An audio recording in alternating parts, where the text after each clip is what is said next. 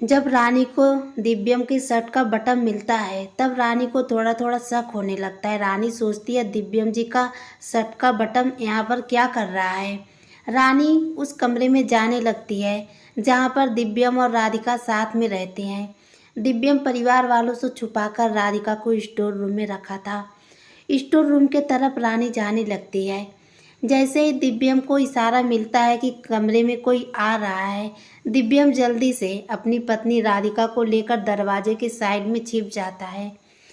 रानी कमरे के अंदर आ जाती है और इधर से उधर ढूंढने लगती है, लेकिन रानी को कुछ भी नहीं मिलता है।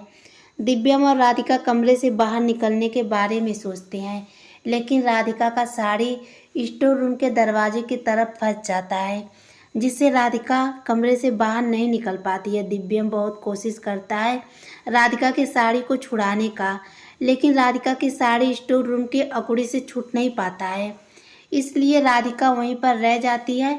दिव्यम कमरे से बाहर निकल जाता है। जैसे ही रानी पीछे की तरफ मुड़ती है, राधिका को देखकर रानी के पैरों के नीचे से जमीन खिसक जाता है।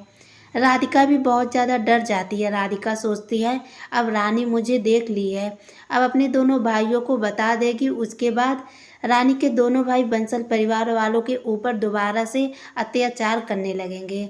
थोड़ी ही देर के बाद राधिका को याद आ जाता है, मैं तो रानी और उसके भाइयों को भूत बनकर डरवा रही हूँ, क्यों ना मैं भूत बनकर रानी को भी एक बार डरवा देती हूँ। राधिका रानी से कहती है, रानी तुमने मुझे अपने दोनों भाइयों से जान से मरवाने की कोशिश की थी ना, मैं तुम्हें नहीं छोड़ूंगी। रानी राधिका से कहती है, राधिका मैं तुमसे डरने वाली नहीं हूँ, तुम भूत वूत नहीं हो। राधिका हंसने लगती है और भूत जैसा एक्टिंग करने लगती है। राधिका कहती है, रानी मैं तुम्हें छोड़ूंगी नहीं, क्योंकि तुमने अपने भाइयों के साथ मिलकर मेरे साथ बहुत बुरा किया है। रानी राधिका से कहती है, राधिका मैं तुमसे नहीं डरूंगी, तुम कुछ भी कर लो, मुझे पता है तुम सिर्फ और सिर्फ डराने की कोशिश कर रही हो। बाहर दिव्यम को पता चलता है रानी इस तरीके से राधिका से डरने वाली नहीं है, इसलिए दिव्यम बाहर का लाइट ऑफ और बंद करने लगता है। जब रानी कमरे में अंधेरा देखती है तब बहुत ज़्यादा डरने लगती है। रानी सोचती है अचानक से कमरे का लाइट बुझने बनने क्यों लगा। रानी अपने मन में सोचती है कहीं सचमुच राधिका का भूत तो नहीं है जो मुझे नुकसान पहुंचाने के बारे में सोच रही है। रानी अपने दिमाग में हजारों सवाल पैदा कर लेती है। रानी राधिका से डरने लगती है। इधर राधिका अपनी आवाज़ बदल कर रानी को डराने की कोशिश करती है। राधिका रानी से कहती है, रानी तुमने अपने भाइयों के साथ मिलकर मुझे जान से मारकर मगरमच्छ वाली पोखरी में फेंका था ना, मैं तुम तीनों को नहीं छोड़ूंगी।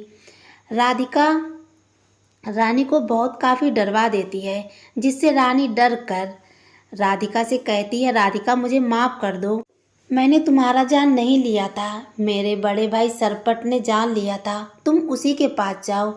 रानी की बात सुनकर राधिका सोचती है जब रानी अपने दोनों भाइयों का सगा नहीं हो रही है तो रानी वाला मेरे परिवार वालों का क्या सगा होगी। राधिका रानी को बहुत काफ़ी डरवा देती है। रानी राधिका के पास आकर उसका गला पकड़ने वाली होती है। जैसे ही रानी राधिका का गला पकड़ने जाती है वैसे ही राधिका वहाँ से हट जाती है और दिव्यम सामने आकर खड़ा हो जाता है, क्योंकि दिव्यम को अंदाज़ा हो गया था रानी ज़रूर अपना शक मिटाने के लिए राधिका के नज़दीक जाएगी। इसलिए दिव्यम राधिका को हटाकर उस जगह पर आकर खड़ा हो जाता है जिस जगह पर राधिका रहती है। जब राधिका वहाँ से हट जाती है, दिव्यम आकर खड़ा हो जाता है। उसके बाद रानी दिव्यम जी का गला पकड़कर कहती है, मैं तुम्हें मार दूंगी। दिव्यम कहता है, रानी तुम मुझे मारने की कोशिश क्यों कर रही हो? अभी राधिका का जान लेकर तुम लोगों का पेट नहीं भरा जो तुम मेरा गला दबाकर मारना चाहती हो। रानी कहती है, दिव्यम जी मैं आपको मारना नहीं चाहती, यहाँ पर राधिका थी। दिव्यम कहता है, रानी तुम पागल हो गई हो, यहाँ पर राधिका नहीं है। राधिका दिव्यम के पीछे खड़ी रहती है। दिव्यम अपनी पत्नी राधिका को इशारा करता है, राधिका तुम अच्छे से अपना एक्टिंग करो, रानी तुम्हारा कुछ भी नहीं कर पाएगी। राधिका को थोड़ा सा हिम्मत मिलता है। उसके बाद रानी अपने पति दिव्यम से कहती है, दिव्यम जी आपके पीछे राधिका है, आप एक बार पीछे मुड़कर देखिए। जब दिव्यम पीछे मुड़कर देखता है तब राधिका तो पीछे रहती है, लेकिन अनजान बनते हुए रानी से कहता है, रानी यहाँ पर तो कोई भी नहीं है, लगता है तुम्हारा दिमाग खराब हो गया है। तब रानी को कुछ कुछ यकीन होने लगता है सचमुच राधिका का भूत हम दोनों तीनों से बदला लेने आ चुका है। रानी उस कमरे से निकलकर बाहर की तरफ भागने की कोशिश करती है, लेकिन दिव्यम अपना प्लान बनाते हुए रानी के पैर के पास थोड़ा सा रंग गिरा देता है, जिससे रानी उस रंग को कचरते हुए बाहर निकलती है। जैसे ही रानी कमरे से बाहर निकलती है, उसके पाँव के निशान हर एक तरफ फैलता हुआ जाता है। जब रानी दौड़ते हुए भागती है, अपने भाइयों से जाकर टकरा जाती है।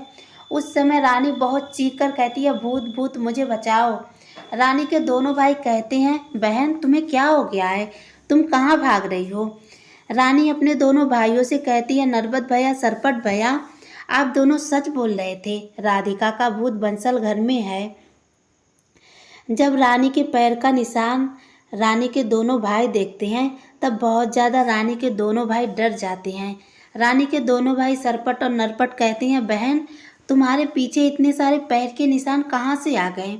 जब रानी पीछे मुड़कर देखती है तो उसके पैरों के नीचे से ज़मीन खिसक जाता है, क्योंकि रानी जब अपना पैर देखती है तो उसके पैर में कुछ भी नहीं लगा होता है, और रानी जहाँ जहाँ अपना पैर रखती हुई जाती है वहाँ वहाँ उसका पैर का निशान पड़ता है। दिव्यम और राधिका कमरे में एक दूसरे से डिस्कस करते हैं।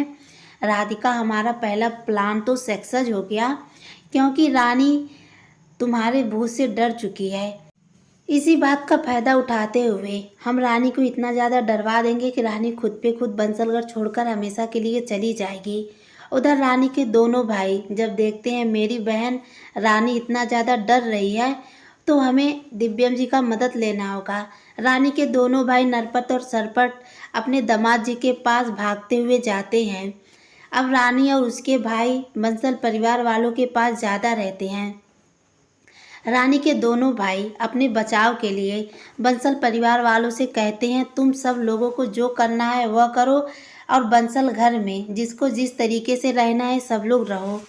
क्योंकि रानी के दोनों भाई सोचते हैं जब बंसल परिवार के लोग इधर से उधर रहेंगे तो राधिका का भूत हम लोगों को ज़्यादा परेशान नहीं कर पाएगा, और बंसल परिवार के लोग एक कमरे में बंद रहते हैं, इसलिए राधिका का भूत हम दोनों तीनों को बहुत काफ़ी डरवा देती है।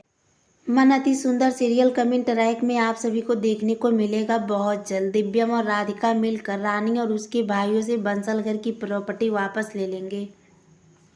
लेकिन एक तरफ देखा जाए तो रानी भी चुप बैठने वालों में से नहीं है। रानी दिव्यम जी से शादी करने के लिए किसी भी हद तक जा सकती है। रानी अपने दोनों भाइयों से कहती है, नरबत भैया, सरबट भैया, आप दोनों जितना जल्दी मेरा शादी दिव्यम जी से करवा देंगे, आप लोग राधिका के भूत से जल्द छुटकारा पाकर अपने गांव वापस चले जाएंगे। जब सरपट नरपट बंसल परिवार वालों को इकट्ठा करके कहते हैं, सारे लोग मेरी बहन रानी की शादी दामाद जी से करवाने के लिए तैयारी करिए। जब कली रानी के बड़े भाई सरपट के सामने आती है तब सरपट कली भाभी को देखकर दीवाना हो जाता है। सरपट अपना बीता हुआ पल याद करने लगता है। सरपट सोचता है यही कली थी जो दुल्हनिया बनकर मुझसे बात कर रही थी। सरपट सोचता है क्यों ना मैं कली से शादी कर लेता हूँ और मेरी दुल्हनिया बनकर कली को मैं अपने गांव उठा ले जाऊँगा। यही सोचकर सरपट कली भाभी के पीछे पीछे लग जाता है। इधर गोलू भैया जब सरपट को कली भाभी को पीछे देखता है तब बहुत ज़्यादा गुस्सा होने लगता है। गोलू भैया अपनी पत्नी कली भाभी को बुलाता है और कहता है, कली तुम हर वक्त सरपट के आगे पीछे क्यों रहती हो। कली भाभी अपने पति गोलू से कहती है, गोलू जी पता नहीं क्यों सरपट मेरे आगे पीछे रहता है, मैं उन्हें थोड़ी ना कहने जाती हूँ कि आओ तुम मेरे आगे पीछे घूमो। गोलू भैया कली से कहता है, अगर मैं आगे से रानी के दोनों भाई सरपट या नरपत को किसी को भी तुम्हारे आसपास देखा तो मुझसे बुरा कोई नहीं होगा। इधर एक अलग ड्रामा चालू होने वाला है। मन अति सुंदर सीरियल एपिसोड में आप सभी को देखने को मिलेगा। सरपट कली भाभी का दोबारा दीवाना बनने जा रहा है। सरपट कली भाभी से प्यार करने लगेगा और कली से कहेगा, मैं तुमसे शादी करूँगा, तुम मुझसे शादी कर लो, मैं तुम्हें अपने गांव लेकर जाऊँगा। उधर दूसरी तरफ देखने को मिलेगा, रानी अपने शादी को लेकर बहुत ज़्यादा खुश होगी। रानी सोचेगी, मेरी शादी जल्द से जल्द दिव्यम जी से हो जाए, उसके बाद मैं अपने दोनों भाइयों को बंसल घर से बाहर उनके गांव भेज दूंगी। राधिका का भूत हम लोगों के साथ कुछ भी नहीं कर पाएगा। इधर दिव्यम शादी को रोकने के लिए राधिका का सहारा लेगा। जैसे ही रानी उसके भाई बंसल घर में शादी फंक्शन रखेंगे, वैसे ही राधिका का भूत आकर सारा सामान इधर से उधर गिराकर तहस नहस कर देगा।